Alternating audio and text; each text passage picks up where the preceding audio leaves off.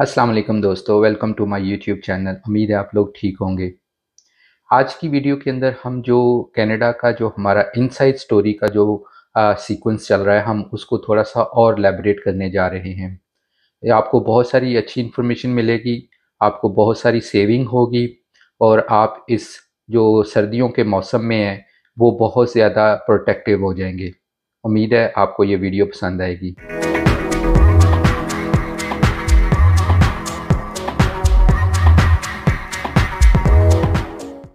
जैसे कि कनाडा के बारे में मैं पहले भी बताता आ रहा था कि जो विंटर है उसके अंदर हमें कितनी प्रिकॉशंस करनी पड़ती हैं ताकि हम इस जो सर्दी का मौसम होता है उससे अपने सेल्फ को, अपने आप को, अपनी फैमिली को जो है वो बचा के रख सकें।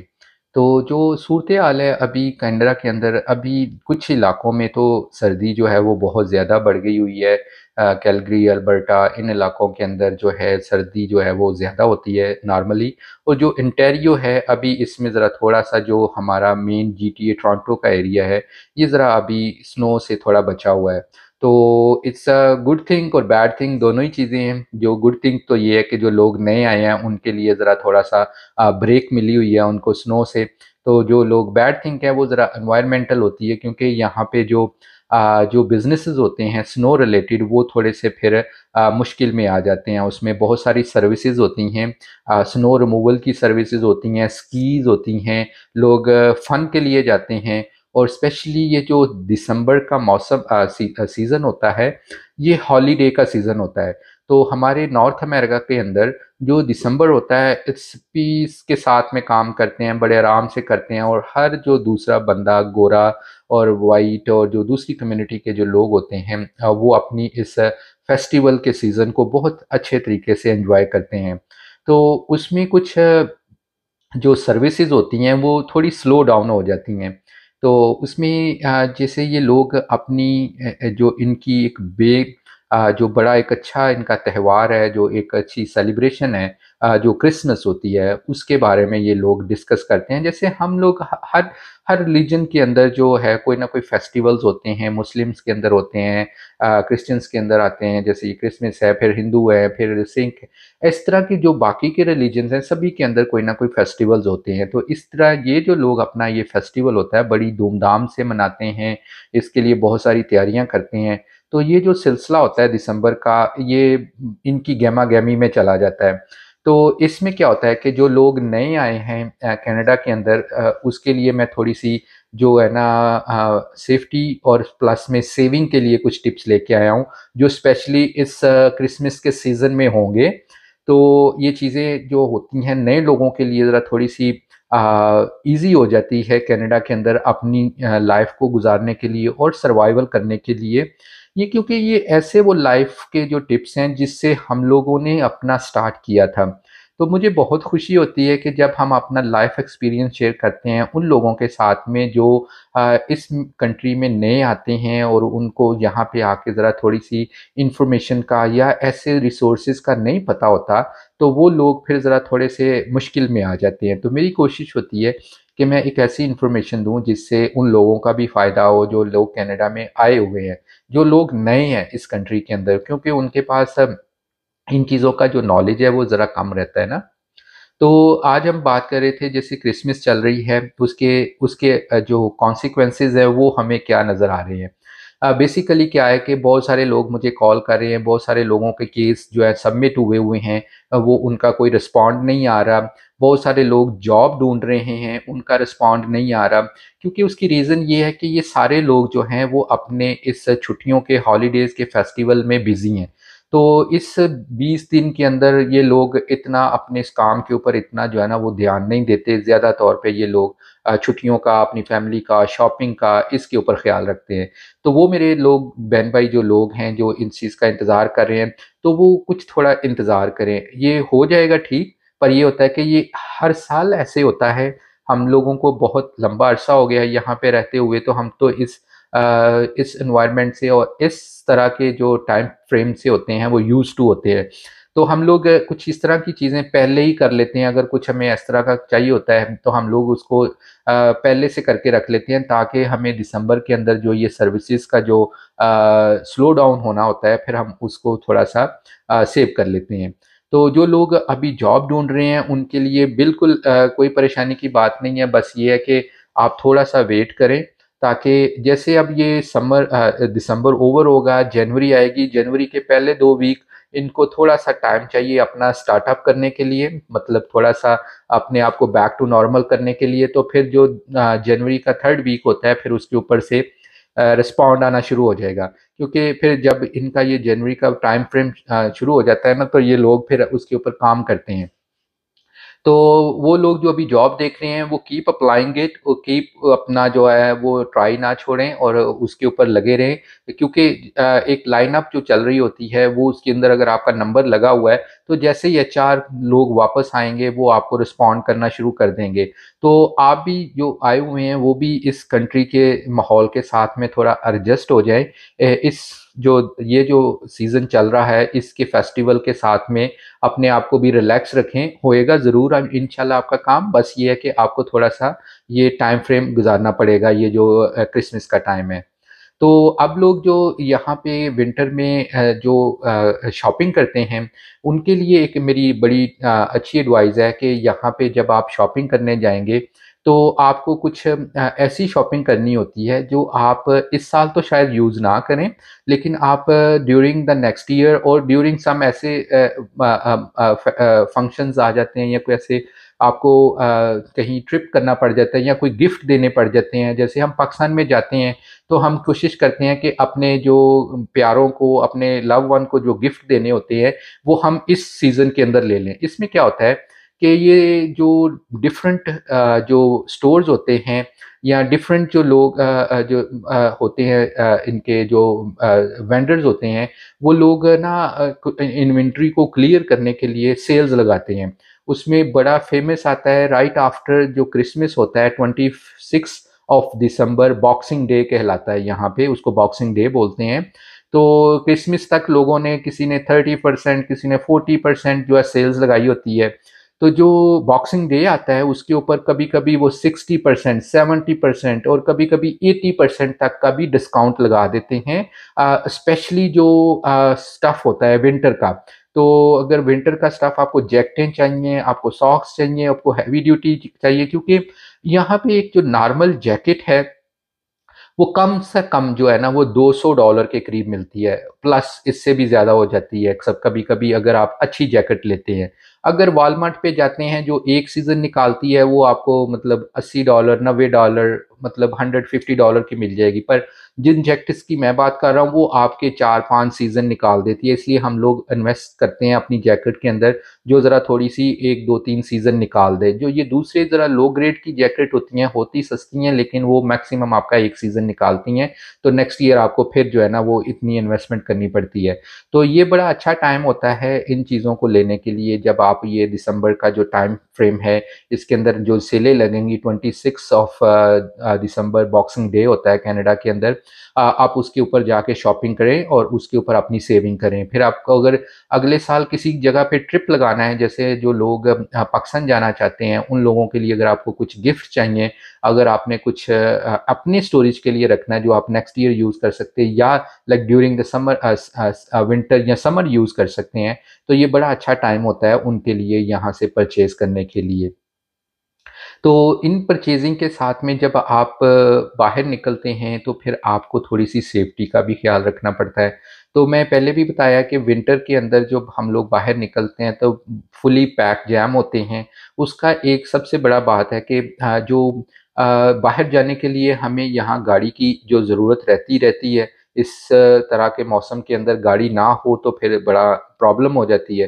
तो उनके लिए ये मेरा एक सेफ्टी पॉइंट है कि क्योंकि हम लोग जब विंटर में होता है तो उसको गाड़ी कोई भी हमें बाहर निकलने से पहले ऑलमोस्ट 20 मिनट्स या हाफ एन आवर पहले स्टार्ट कर देते हैं, ताकि गाड़ी वार्म अप हो जाए। क्योंकि कोल्ड के अंदर जो गाड़ी चलाना है वो ज़रा थोड़ा-सा डेंजरस होता है और प्लस फिर आपको जो गाड़ी की मेंटेनेंस है वो ज़्यादा निकलती है, अगर कोल्ड इंजन से आप गाड़ी को फ़ौरन चला के ले जाते हैं। तो उसके हमारे पास ये होता है कि हम लोग उसको गाड़ी को 20 मिनट, आधा घंटा पहले ही स्टार्ट कर देते हैं, जो भी हमारा ट्रिप होता है किसी जगह बाहर निकलने के लिए। तो जैसे कि पहले ये गाड़ियों के अंदर फंक्शन नहीं होता था, लेकिन अब ये फंक्शन आ गए हैं। जो कोई नई गाड़ियां हैं उनके अंदर तो प्री इनबिल्ट इन रिमोट स्टार्टर है।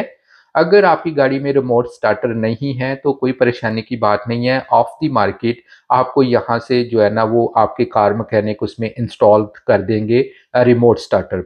वो क्या होता है कि अगर आप घड़ी घर के अंदर ही हैं तो आप बाहर निकलने से पहले, क्योंकि जब आप बाहर निकलेंगे आपको एक 10 मिनट के लिए या 5 मिनट के लिए फिर दोबारा पैकअप होना पड़ेगा। आप जैकेट पहनेंगे, ग्लव्स पहनेंगे, अपने आप को तैयार करके जाके बाहर गाड़ी को स्टार्ट करेंगे, क्योंकि आप ऐसे टी शर्ट्स में तो बाहर नहीं निकल सकते क्योंकि टेम्परेचर काफ़ी डाउन होता है ना।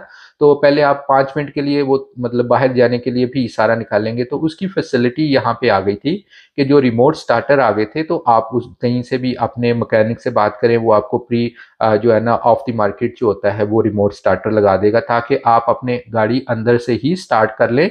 और प्लीज़ आपकी गाड़ी जो होगी वो उसके अंदर की नहीं होगी, तो वो भी एक सेफ्टी है। क्योंकि जो इनके पास यहाँ पे जापानीज़ गाड़ियाँ हैं, होंडा, टोयोटा और लेक्सिस वगैरह, यहाँ पे कार थेफ्टिंग का जो है ना वो बहुत अरूज पे है इस तरह का सिलसिला। लेकिन ये है कि अगर आप अपने सेल्फ को प्रोटेक्ट करते हैं तो फिर कुछ नहीं होता। तो उसमें ये होता है कि हम लोग पहले क्या करते थे, बाहर निकल के गाड़ी स्टार्ट करके जो है वो छोड़ के चले जाते थे अपने अंदर, तो पीछे से गाड़ी चले जाती थी। तो क्या कि गाड़ी उसके की गाड़ी के अंदर है तो किसी को भी एक्सेस मिल जाता है आपकी गाड़ी का।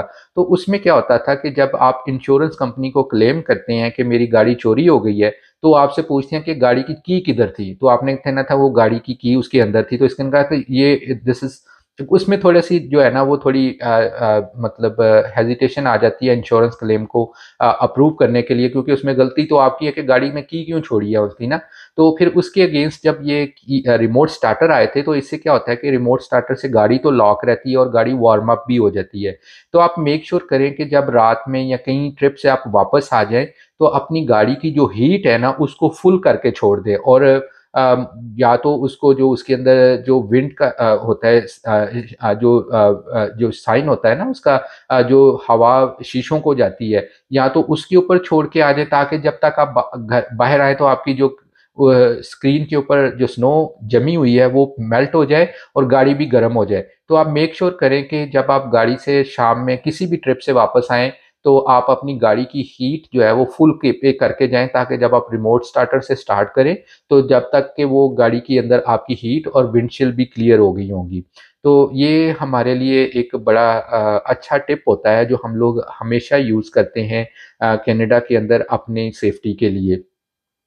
तो उसी सेफ्टी के लिहाज से जैसे आजकल हमारे मौसम चेंज हुआ है, और अगर आपको कुछ ऐसे ही मतलब कुछ हल्का-फुल्का नज़ला ज़ुकाम बुखार हो गया है और आपकी जो मेडिकेशन है वो कवर्ड नहीं है क्योंकि आपके पास हेल्थ कार्ड नहीं है, तो आपके लिए यहाँ पे एक ऑप्शन है। एक तो हॉस्पिटल होता है और एक यहाँ पे हम उसको वॉक इन क्लिनिक बोलते हैं। तो वॉक इन क्लिनिक जो होते हैं वो हॉस्पिटल की भी ही सर्विस होती हैं, लेकिन वो उस तरह नहीं होता जिस तरह हॉस्पिटल में जाके इमरजेंसी में आपको वेट करना पड़ता है।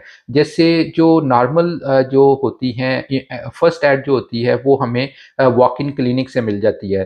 तो आप जिस भी इलाके में हैं आप गूगल करें कि आपके इलाके के अंदर कौन सा वॉक इन क्लिनिक अवेलेबल है। तो जैसा मैंने बताया कि आपके पास हेल्थ कार्ड नहीं है, तो जो वॉक इन क्लिनिक की जो फ़ीस होती है वो आपको पे करनी पड़ेगी, और पे करने के बाद आप अपने आप को चेकअप करवा सकते हैं। तो ऐसा है कि जो विंटर के अंदर हमारी जो मेडिसिन्स ओवर द काउंटर मिलती हैं, सम टाइम तबीयत उससे ज़्यादा ख़राब हो जाती है। तो हमें पता नहीं चलता कि अब हम डॉक्टर पे जाएँ या ना जाएँ, तो क्योंकि कुछ ऐसी मेडिसिन्स हैं जो आपको प्रिस्क्रिप्शंस पे ही मिलती हैं, वो आप ओवर द काउंटर नहीं ले सकते। तो आपको फिर उसके लिए जाने के लिए जो वॉक इन क्लिनिक मैंने बताया उसके ऊपर जाएँगे, तो उसकी फ़ीसेज़ है। ओंटारियो के अंदर जो है वो डिफरेंट है और बाकी प्रोविंसेस के अंदर डिफरेंट है, क्योंकि हेल्थ जो होती है वो अपने प्रोविंस के हिसाब से जो है ना वो उसकी फीसेस जो है ना वो मुहैया करती हैं। तो अगर आप को कोई प्रिस्क्रिप्शन दवाई चाहिए तो आप जाएँ वॉक इन क्लिनिक, अपने सेल्फ को रजिस्टर्ड करवाएँ एज़ ए टूरिस्ट और एज़ ए विज़िटर, कोई डरने की बात नहीं है। आपका हक है वहाँ पे जाके अपने सेल्फ को चेक करवाना। तो वो आपसे जो उनकी फ़ीस होगी वो चार्ज करेंगे और डॉक्टर अपनी जो प्रिस्क्राइब्ड है वो आपसे लिख के दे देगा। तो वो आप फिर किसी भी फार्मेसी के ऊपर जाके वहाँ से वो प्रिस्क्राइब्ड मेडिसिन ले सकते हैं, ताकि आपको कुछ ऐसे एंटीबायोटिक्स चाहिए होते हैं विंटर के अंदर जो कि ओवर द काउंटर नहीं मिलते। तो ये आप लोगों के लिए थे कि आप जो अमल है इसको ज़रूर कीजिएगा, परेशानी की कोई बात नहीं है। सर्विसेज़ सारी अवेलेबल हैं, पर आपको राइट डायरेक्शन पे जाना पड़ेगा। तो जैसे मैंने बताया कि आप अपने जिस भी इलाके में हैं वहाँ पे आप वॉक इन क्लिनिक जो है वो उसको जो है ना वो गूगल करें, आपको वो वॉक इन क्लिनिक की सर्विसेज़ चाहिए।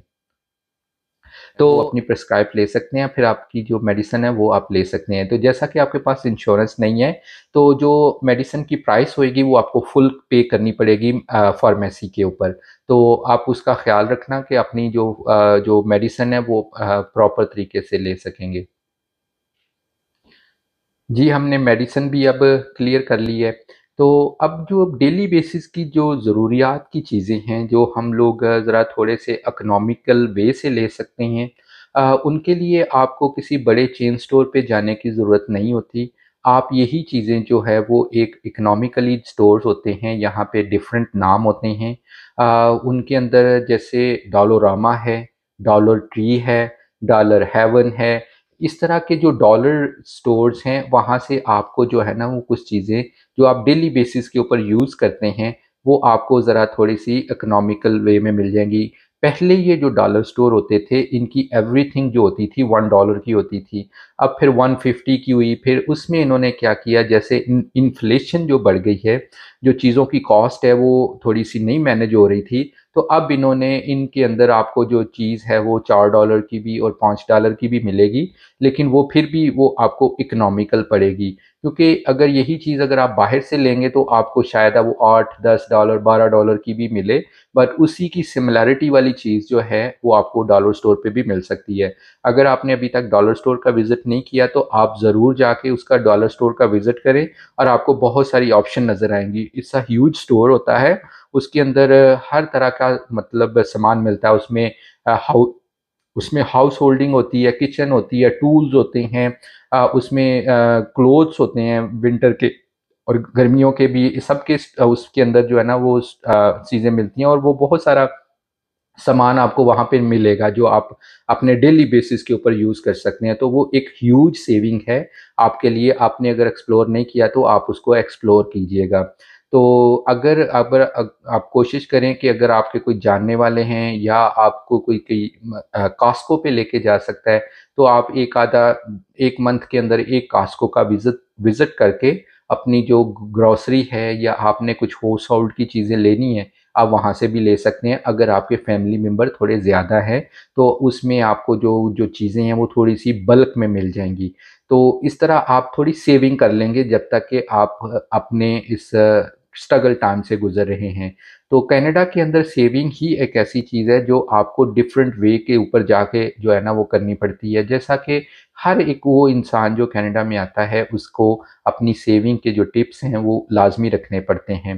तो आप कोशिश करें कि जब आपको कुछ सामान लेना है तो आप इमीडिएट बेसिस के ऊपर ना लें। अगर आपको ज़रूरत नहीं है तो आप उस चीज़ का वेट कर लें और उसके ऊपर आपको जो डील्स आती हैं, यहाँ पे कनाडा के अंदर डील्स बहुत आती हैं। तो अगर वो आप वेट कर सकते हैं तो आप वेट कर लें और वेट करेंगे तो आपको अच्छी डील मिल जाएगी, फिर आप थोड़ी उसके अंदर सेविंग कर सकते हैं। स्पेशली जो इलेक्ट्रॉनिक्स है, अगर आप कुछ इलेक्ट्रॉनिक्स लेना चाह रहे हैं तो हम कोशिश करते होते हैं कि जो इलेक्ट्रॉनिक्स होती है वो हम बॉक्सिंग डे वाले दिन लें। वहाँ पे बहुत सारी डील्स आती हैं इलेक्ट्रॉनिक्स के अंदर, क्योंकि हमें कुछ गैजेट्स चाहिए होती हैं, हमें कुछ लैपटॉप चाहिए होते हैं, हमें कुछ डिफरेंट इलेक्ट्रॉनिक्स चाहिए होती है, टीवीज़ चाहिए होते हैं। तो हम कोशिश करते हैं कि हम लोग जो है ना वो बॉक्सिंग डे वाले पे दिन वाले लें, वहाँ पे बहुत ह्यूज सेविंग हो जाती है। तो कपड़े भी ऐसे मैंने आपको बता दिया कि उसके लिए आप जो है बॉक्सिंग डे पे जाके ले सकते हैं। तो ये छोटे-छोटे टिप्स हैं जो आपको जो है ना हेल्प करेंगे अपने डेली बेसिस के जो एक्सपेंस हैं उसको कवर करने के लिए। तो अगर आप इस अमल से चलते हैं तो आपका पहला साल अगर सर्वाइवल हो जाता है तो नेक्स्ट ईयर आपके लिए और अच्छे रास्ते मिल जाएंगे। उम्मीद है आप लोगों को ये वीडियो पसंद आई होगी। अगर पसंद आई है और अगर आपके कुछ क्वेश्चन हैं जो मुझसे कवर नहीं हो सके, आप मुझे ज़रूर ईमेल कीजिएगा। मैं आपको कोशिश करके उनके जवाब आपको दूंगा।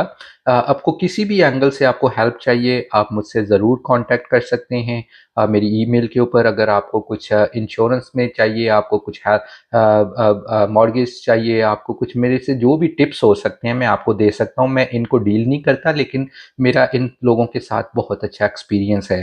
कनाडा के अंदर जो मैंने एक लंबा अरसा गुजारा है, ऑलमोस्ट 2 डेकेड, तो उससे भी ज़्यादा हो गए हैं मुझे, मतलब 24 साल होने वाले हैं। तो मैं चाहता हूँ कि मेरे जो एक्सपीरियंस है वो आपसे शेयर करूँ और आप जो है अपनी लाइफ को अच्छे तरीके से जो है वो यहाँ पे सेटल कर सकें। तो अगर आपको कोई और भी क्वेश्चन है तो आप प्लीज़ मुझे कमेंट्स कीजिएगा या ईमेल कर दीजिएगा, तो मैं आपके ज़रूर उसको आंसर दूंगा। प्लीज़ इसको वीडियो को शेयर कीजिएगा और मेरे चैनल को सब्सक्राइब कर लीजिएगा। इससे मुझे इनकरेज मिलती है और मैं आप लोगों के लिए एक और अच्छी इन्फॉर्मेशन लेके आता हूँ। तो प्लीज़, और बेल का जो आइकॉन है उसको भी जो है ना वो ज़रूर जो है ना सेलेक्ट कर लीजिएगा, ताकि नई वीडियो जब आए तो आपको नोटिफिकेशन आ जाए। तो उम्मीद है आप लोगों को ये वीडियो पसंद आएगी, तो प्लीज़ लाइक कीजिएगा और शेयर कीजिएगा। इंशाल्लाह सी यू नेक्स्ट टाइम।